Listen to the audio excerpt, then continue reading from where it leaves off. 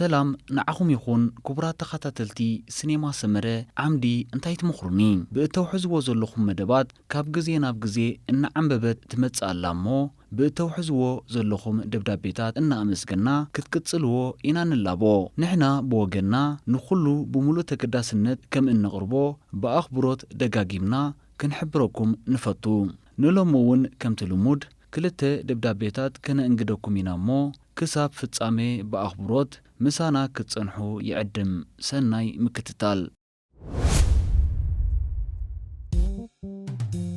سينما سمرة كابيزي رابيزي حيلنا للنار فلتت حبوز دستا صحاب سنيت رفتا نفسد النهار سينما سمرة عب سينما سمرة تطلو مزنك نوري وعاما كوميدي دراما ملالك وزاتا سبورت فيلم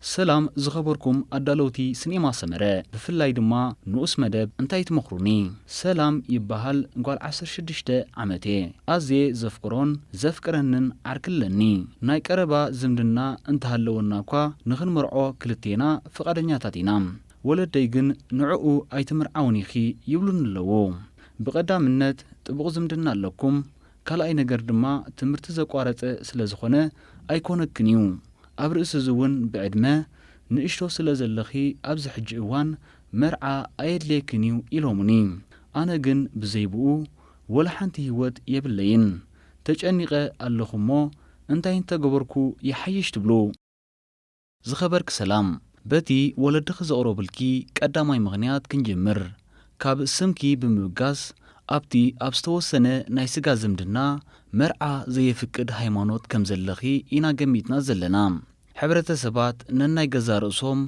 هايمانوت امنت بالي النبابرة وزته اللوم اتي نسخ زلخيو أكبابون كومون أب زلخيو حبرة سب مسناي كربا نايسيقا زمد متسماد كم نوري زوسد انتو خوينو نزي كتحسي زبقسكي مغنيات برقز كتفلتيو كتكللكي بحاتيرو فغريلكي كتملسي تخليخي قنا من البات بزحجي أحديركي زلخي دليت تدريخكي انت تمريخي ناتي دحيروز سعب أكبابيهم قبل عليهم زفترو الرأيان تنتصلون كتصاورو تخلدو أبزي انتس بهانينيتا ويبناي لب فغري تسنيف كل زلخ اوان نصباح زتمتا عينتخي تعميتن كهلوام اب نفسخي مسنمت نتي كومو بمقباركي كسعب زخيل تاتا يرأي كون سلازيله نغزيو يصنحلكمو نتوم دخيمو من تخنخينو من زعبيوخي سدرابيتكي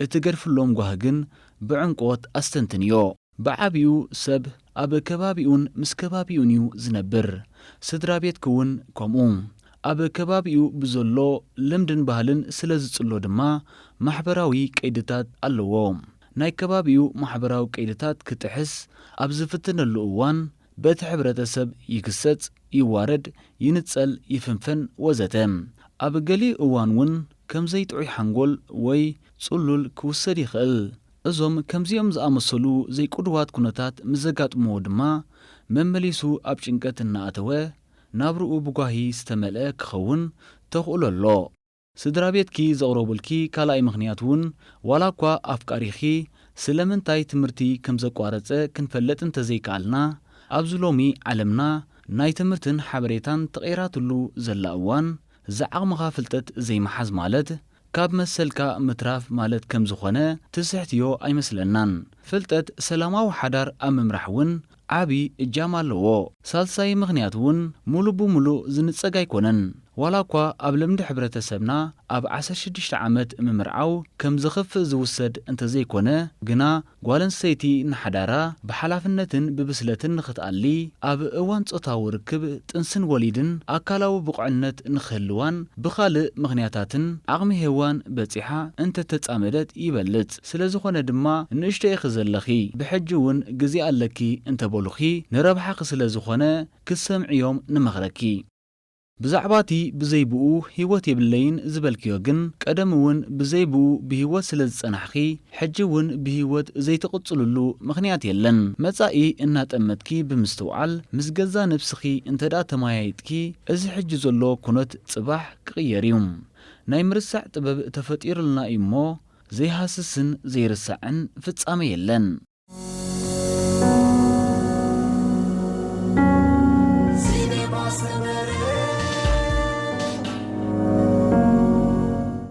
ሰላም እንዳ ሲኔማ ሰመረ ከመይ ኣለኹም? ወዲ 21 ዓመት መንእሰየ ምስ ሓንቲ ብዕድመ መዘናይ ዝኾነት ጓል ሄዋን ፍቕሪ ካብ እንጅምር 4 ዓመት ኣቝፂርና ኣለና። ኣብ መንጎዚ ዓመትን 4 ወርሕን ዝኣክል ፍቕሪ ኣቋሪጽና ነርናስ ብሰንኪ ሕማቕ ጠባያ እናፍቀርክዋ ክርሕቓ ወሲነ። ምኽንያቱ ፍትወታ ወዳት ኣለዋ።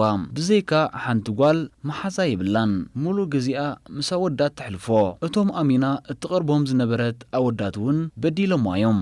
ኣነ ድማ ወትሩ ምስተዛረብኳን መዓድክዋን እየ። ንሳ ግን ኩሉ ግዜ ጸማም እዝንያ እትህበኒ። ነዝን ካልእ ክገልጾ ዘይደሊ ጠባያን ክትጻወሮ ስለ ዘይከኣልኩ እናፈተኽዋ ርሒቐያ። ድሕሪ ነዊሕ እቶም መሓዙታ ቦታ ምሰርሓቑ ጌጋኣ ተረዲእዋ ይቕሬታ ሓቲታ በጃኻ ከም ዝነበርናዮ ናብ ፍቕርና ንመለስ ትብለንላ። ኩሉ እቲ ሕማቕ ጠባያ ገዲፋ ፍቕሪ ንኽንጅምር ተሰማሚዕና። ውሕዳት ኣዋርሕ ጽቡቕ ግዜ ኣሕሊፍና። ኣመል ግዲ ኾይኑዋ ግን ሕጂ ድማ ሓደ መሓዛይ እትብሎ ወዲ ተላልያላ። ምሳይ ጸኒሓ ከም ዝመሰየ ነጊራትኒ ተፈልያትኒ ከተብቅዕ ቴሌፎን ተደዋዊላ ምስኡ ትራኸብን ተምስናላ። ኣነ እውን ምስኡ ሻሂ ክትሰቲ ከተማስን ክትዘናግዓን ረኽባየ። ናተይ ሙንዮት ክሳብ መወዳእታ ምሳይ ክትቁረን እዩ። ነቲ ንልበይ ዝጐድአ ኩሉ ተግባራታ ንስለ ፍቕሪ ኢለ ቀቢረዶ ክሳናበታ ብስምዒ ጥራይ ካብ ዝውስን ምኽርኹም እጽበ ኣለኹ። ዝኸበርካ ድላይ ምኽሪ ከም ዝመስለና እቲ ሕቶን እቲ መልስን ኣብ ደብዳቤኻ እዩ ዘሎ። ምስታ ኣፍቃሪተይ እትብላ ዘለኻ ጓል ን4 ዓመት ዝኣክል ብሓንሳብ እንተ ደኣ ጸኒሕኹም ኮንኩም ናይ ክልቲኹም ርክብ ኣብዚ እዋን እዚዩ ማእዝኑ ክሕዝ ነይርዎ። ምናልባት ግን ደቂ ተባዕትዮ ምምሕዛዋ ባህሪኣ ክኸውን ይኽእል። ብዝተፈላለየ ምኽንያት ገለ ደቂ ኣንስትዮ ምስ ደቂ ተባዕትዮ ምምሕዛው ባህ ይብለን። ከምቲ ገለ ደቂ ተባዕትዮ ምስ ደቂ ኣንስትዮ ምምሕዛው ባህ ዝብሎም ማለትና እዩ። እንተኾነ ኣብ መንጎ ክልቲኹም ዘይምትእምማን ዘሎ ኾይኑ ይስምዓና። ስለ ዝኾነ ድማ ቅዱብ ፍቕሪ ከተሕልፉ ኣይከኣልኩምን። ሓደ ሕቶ ክንሓተካ ምደለና። ንሳ ከም እተፍቅረካ ርግጸኛ ዲኻ? ነዚ ሕቶ እዚ ብልክዕ ክትምልስ እንተ ደኣ ኽኢልካ ወይ ነቲ ኣብ መንጎኹም ዘሎ ዘይምስናይ ብህድኣትን ልቦናን ክትፈትሖ ኢኻ ወይ ድማ ቻው ንሓዋሩ ክትብላ ኢኻ። ንሳ እዋን ከም ዝመሰየ ነጊራ ካባኻ ምስ ተፈለየት ምስ ካልእ ወዲ ከተማስን ክትዘናግዕን ባህ ዝብላ እንተ ደኣ ኾይና ምሳኻ ምህላው ሙሉእ ሓጎስ ኣይፈጥረላን እዩ ማለት እዩ። ናይ ብሓቂ ፍቑራት ሙሉእ ለይቲ ክዕልሉ እንተሓደሩ እውን ሓደ ሰዓት ዝሓለፈ ከይመስሎም መሬት ይወግሖም። ኩሉ ግዜ ብሓንሳብ ክህልዉ ይደልዩ። ኣብ ሓድሕዶም ሓልዮት የንጸባርቑ። ኣብ ዝተፈላለዩ እዋን እውን ኣበይ ከም ዘለዉ ሃለዋቶም ይነጋገሩ። ኣብ ደብዳቤኻ ከም ዝገለጽካዮ ግን እዛ ጓል ተታልለካ ዘላ ኾይኑ ይስምዓና። እቶም መሓዙተይ ዝበለቶም ቦታ ምሳርሓቑ ይቕሬታ ሓቲታ ፍቕርኹም ንኽትቅጽሉ ከም ዝለመነትካ ኢኻ ነጊርካና። ዕርቂ ምስ ገበርኩም ድማ ምስ ካልእ መሓዛይ እዩ እትብሎ ወዲ ምዝዋር ጀሚራ። ካባኻ ምስ ተፈለየት ምስኡ ክትዘናጋዕ እንከላ ባዕልኻ ከም እትሪኣ እውን ትምስክር ኣለኻ። ስለዚ መልሲ ነጊርካ ሕቶ ተሓትት ከም ዘለኻ ኢና ንርድኦ። ካብ ደብዳቤኻ ብምብጋስ እዛ ጓል እዚኣ ምሳኻ የላን ወይ ድማ ኣባኻ ላንጋላንጋ እምነት እዩ ዘለዋ። ነቲ ጉዳይ ብዕቱብ ሒዝካ ካባኻ እትደልዮ ነገራት ብጋዲ ንኽትነግረካ ኣተባባዕያ። ን4 ዓመታት ብሓንሳብ ኣብ ዝነበርኩምሉ እዋን ንዓኣ ውሕስነት ከም ዝስምዓ ዝገብር መደባት ነይርኩም ዶ? ፍቑራት ብምዃንኩም ብሓንሳብ ምዝዋር ጥራይ ዘይኮነስ ከም ጓል ኣንስተይቲ መጠን ንመጻኢ ውሕስነት ዝኾና እምነት ትደሊ። ንኣብነት ዕድሚኣ እናወሰኸ ኣብ ዝኸደሉ እዋን ናይ መጻኢ ውሕስነታ ብመርዓ ከተረጋግጽ ትደሊ ትኸውን። ሰሪሕካን ጽቡቕ ረኺብካን ምቹእ ህይወት እትመርሓሉ መንገዲ ንምጥጣሕ ክእለት ከም ዘለካ ከተረጋግጽ ትደሊ። بحفشة بقع بعالبيت كم اتخونا كترئي تدلي እዚኣቶም ኣባኻ ከም ዘለዉ እምነት እንተዘይሕዲራ ካልእ ካባኻ ዝሓይሽ ጎፍ እንተበላ ምስ ደቂ ተባዕትዮ ክትላለን ክትቀራረብን ትኽእል በዚ መንገዲ ምስ እንሪኦ ኣፍቃሪትካ ምሳኻ ናይ መንባር ሓሳባ ኣብ ላንጋላንጋ ስለ ዝኾነ ካልእ ኣብ እተናድየሉ እዋን ካባኻ ክትክወል እግድን እዩ ምኽንያቱ ካባኻ ዝሓይሽ እንተረኸብኩ የናድለኹ ክትብለካ ኣይትኽእልን እያ ብኻልእ መዳይ እውን ንዓኻ ከም መጻንሒ ወይ እውን ፈውሲ ጽምዋ ክትወስደካ ትኽእል እያ ወይ ድማ ካባኻ እትረኽቦ ጥቕሚ ኣሎ እንተደኣ ኮይኑ ክሳብ ዝኾነ ዝኸውን ንሱ ከይተርፋ ኣለኹ እናበለት መንገዲ ክትጸርግ እትኽእል እያ ኣብ መወዳእታ ክንብለካ እንደሊ እምበኣር ዘጉደልካዮ ነገር እንተሎ ብግልፂ ንኽትነግረካ ሓቲትካ መልሲ ርኸብ ብዘይ ዝኾነ ምኽንያት ከምኡ ትገብር እንተደኣ ሃልያ ግን ከምቲ ብገዛእ ርእስኻ ዝበልካዮ ንዓ ቀቢፅካ